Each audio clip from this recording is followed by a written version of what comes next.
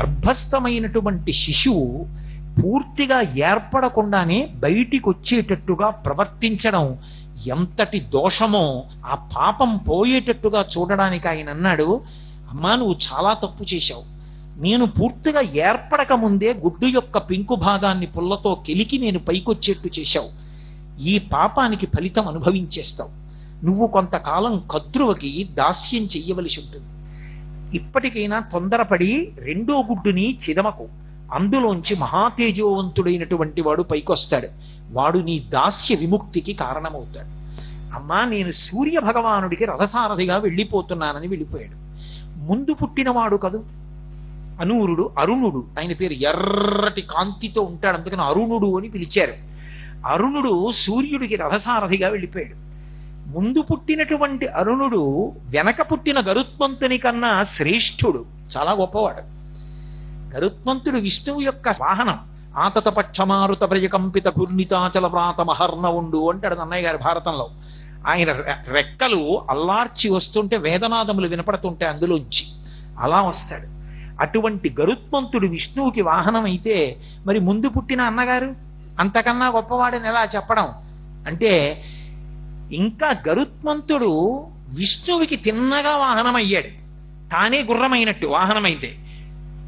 కానీ అనూరుడు అలా కాదు, తాను సూర్య రథానికి చోదకుడయ్యాడు.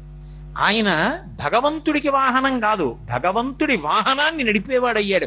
తాను గుర్రముల మీద రథం మీద కూర్చుంటాడు. అందుకని శ్రేష్ఠుడు. గరుత్మంతుడికి పక్షపాతం ఉంది.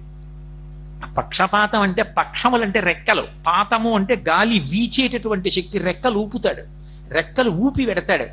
అనూరుడికి ఆ పక్షపాతం లేదు, అంటే రెక్కలు ఊపి వెళ్ళడు, రథాన్ని నడిపిస్తాడు.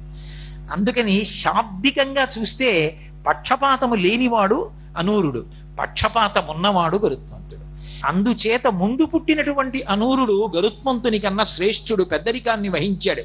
పైగా ఆయన రథాన్ని నడిపేటప్పుడు చాలా ఆశ్చర్యం ఉంటుంది. రోజు సూర్య రథానికి తెల్లవారకట్ట నమస్కారం ఎంతమంది చేస్తారో వర్ణిస్తారు. అసలు దాన్ని భావన చేసి ఆ బింబం వంక చూస్తే చాలండి తెల్లవారకట్ట.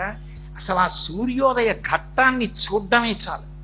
అనూరుడు సారథ్యం వహించి భగవానుడు కూర్చోడానికి ముందే సిద్ధపడి రథాన్ని పట్టుకుని నిలబడతట.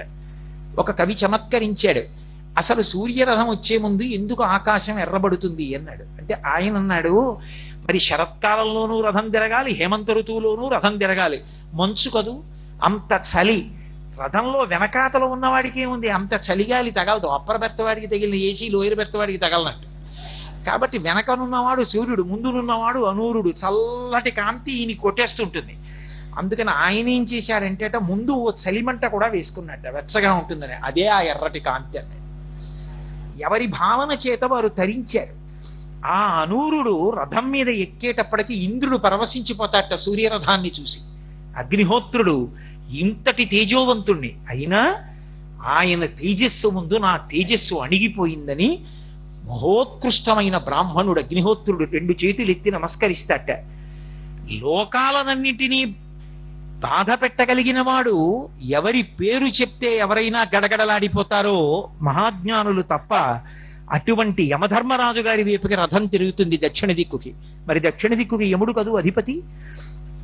తిరిగేటప్పటికీ అనూరుడు చెప్తాట, ఓ యముడా సూర్యరథం తిరుగుతోందంటాడు. అనేటప్పటికీ ఆయన ముందేం చేస్తాడంటేట గబగబా తీసుకెళ్లి తన మహిషాన్ని దాచేస్తాడు, దున్నపోతుని. సర్వం శ్రీ ఉమామహేశ్వర పరబ్రహ్మార్పణమస్తు. స్వస్తి.